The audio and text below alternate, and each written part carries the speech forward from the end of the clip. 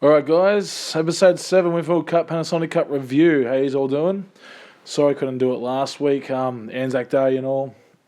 Had a big one down at Caulfield RSL here in Melbourne. Good spot. If you're ever down in Melbourne for Anzac Day, they did it really well. Got the footy on too. Got the Dragons Roosters game on, which is a cracker. Unfortunately, Dragons have done an extra time, but that's the thing with Melbourne. You ask, you get the rugby league. They'll put it on for you. I mean, I get it on every Friday, and if I go down to the pub on Saturday down here at the Village Bell here in St Kilda, they chuck it on all the time for me. So, it's a myth that you can't get rugby league in Melbourne. You can. And then went to the Storm game afterwards. So I had a big day-night, and a bit dusty a few days after going to work. So we'll get into it. And the last two rounds have been interesting in the Classic, in the Winfield Cup 9. We'll go through round 8, just a quick recap. Let's get quick recap around it. Sharkies are back, got the win over Whinging Poms. Slevin Doves got the win over Turco Salamanca. Calpas Rules OK got the win over Peptides in what might seem a bit of an upset there. Although Calpas did win it, but he's not going too well this year. The Gazelle, probably his biggest score of the season, over the Menai Mavericks. G-Band Dragons getting one over the Riddler All-Stars. Laney's Lunatics and a big score, 12-52, beating the Silverwater Raiders. Pelicans getting the job done over Sloppy Dogs. Men of Steel over NFI. We finally won one, beating Barbara Schnoz. And Harden to fuck up over Blindsider, which again could state at the moment as a bit of an upset as well. Blindsider there. So we're going to round 9. We'll go through the scores here. Whinging Poms 11-86, defeating Tuco Salamanca 11-12. I feel sorry for Tuco.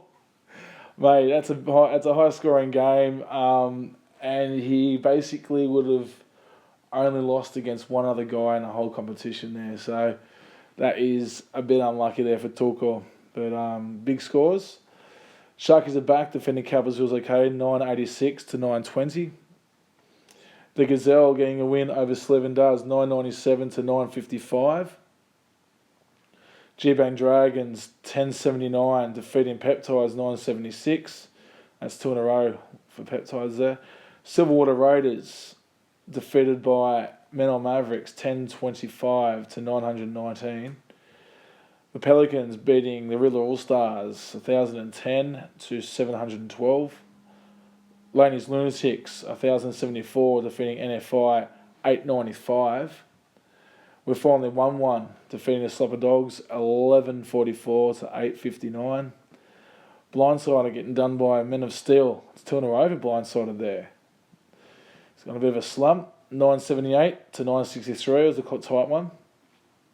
And Harden to fuck up, 977, defeating Barbara Schneis, 752.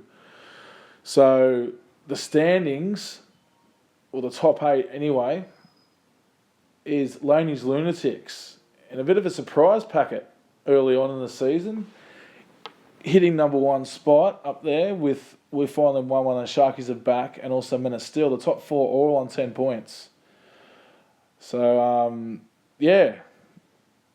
and then you got the Pelicans on 5th in equal points with the rest of the top 8, really, which is Blindsided, Menai Mavericks and Harden to fuck up, gets his nose just in the top 8 there, up 2 spots.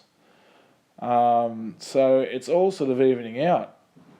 The rest of the comp looks pretty tight. Seven Doves just outside it there, also on 8 points, but it's plenty of time to go and plenty of time to catch up with the 8, especially when a lot of the teams are on 4 points down there mid-table, just trying to get their season on track again. The only 2 guys, Turco and Riddler, both with no wins, and I've got to say Turco has been unlucky. If you do go to rank by total points, it's sort of it tells a story really. Apart from Torquil there on 9 points and on at ninth there in total, and also averaging just on 1,000 points there. So yeah, hopefully things will turn around. But 9 teams are averaging 1,000 points, which is pretty good. Considering early on in the season it was only 4 teams really who was averaging that. So well done. A few big rounds for a few guys. So yeah, so that's the classic. We go on to the draft, and it's starting to take a bit of shape, this competition, after 10 rounds. Or after 9 rounds. Is it 9? Sorry, 9 rounds, yeah. 10 rounds is next week. And basically, we'll go through round 8, which I didn't get to do last week. Harden the Fuck Up defeated the Pelicans. Laney's defeated NFI. Fluffy Nuffies defeated Men of Steel. The G-Bang Dragons defeated Cowboys Rules OK. And the Sloppy Dogs defeated the Gazelle. Round 8. And round 9, let's quickly run through it. The Pelicans 795 defeated NFI 753.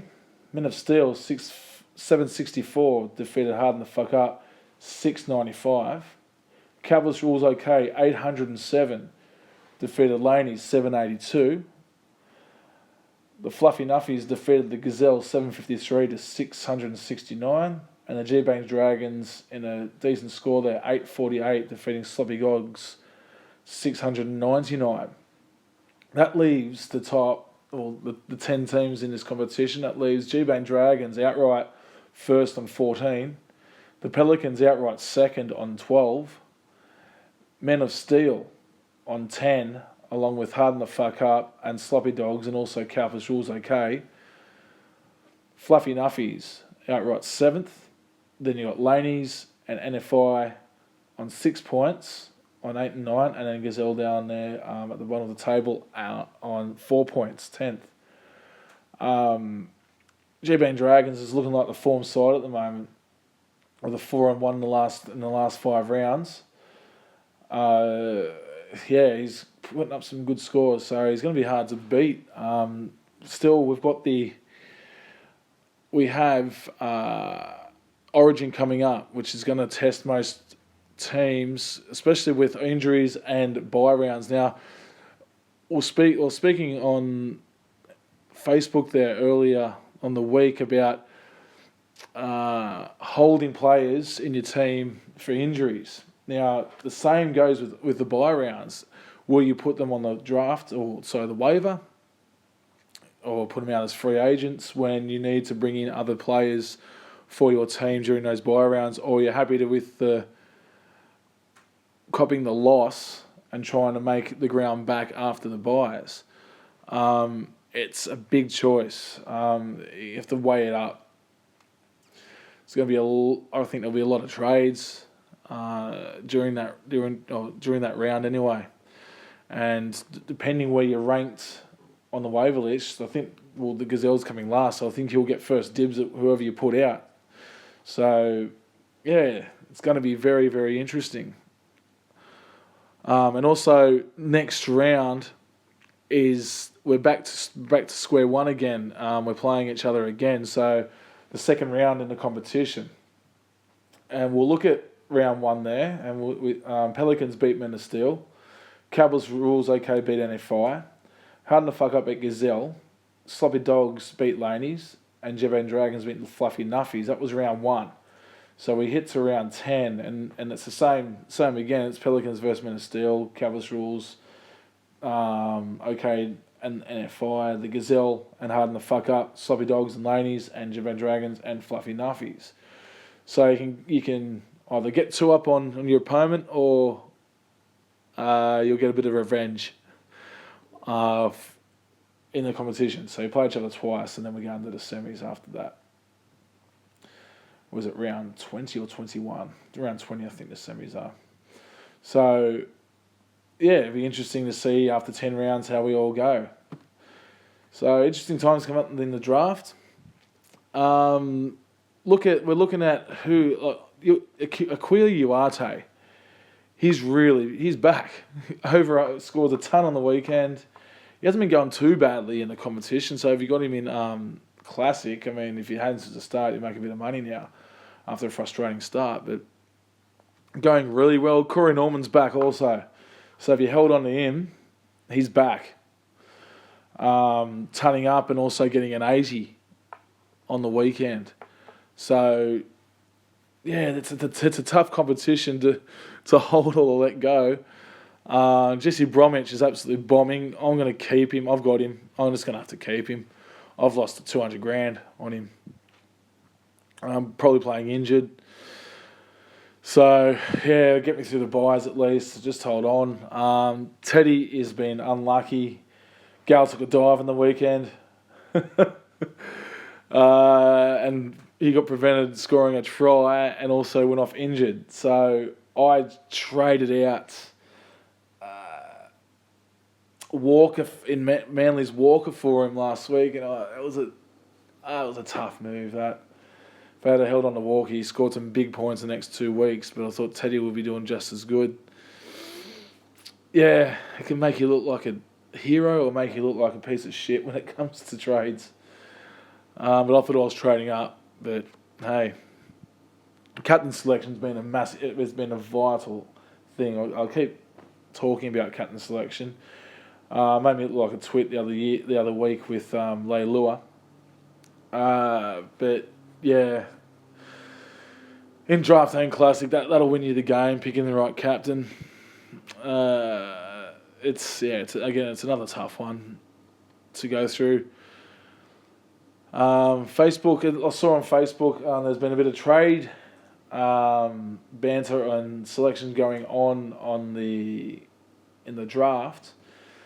Whoever's got Will Chambers, he's been going great guns the last few weeks, so that would have been a gun trade to get. They'll slagging him out, but I'll tell you now, he's hit some form, but you won't get him for the Origin rounds, obviously, but yeah, he would have cashed in a little bit during those couple of weeks.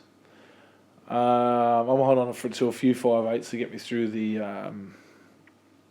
buy rounds in the draft, but it's gonna be an interesting couple of weeks coming up after round 12. So stay tuned. This whole Concord turn on its head, depending how well you have either prepared for buys or are going to prepare for buys. See how it all pans out. So that's the last 2 weeks. Next week I won't be back because obviously got nothing to review. Unfortunately won't have anything to talk about. But keep the banter coming on the Facebook page. Again, perfect date. Keep them coming too. It's gone up to ridiculous money now. I got nothing last week. The best I've done is 2 players, so it is a tough one. So basically I'll be back in 2 weeks to review round 10, and we'll talk then. So have a good one, guys.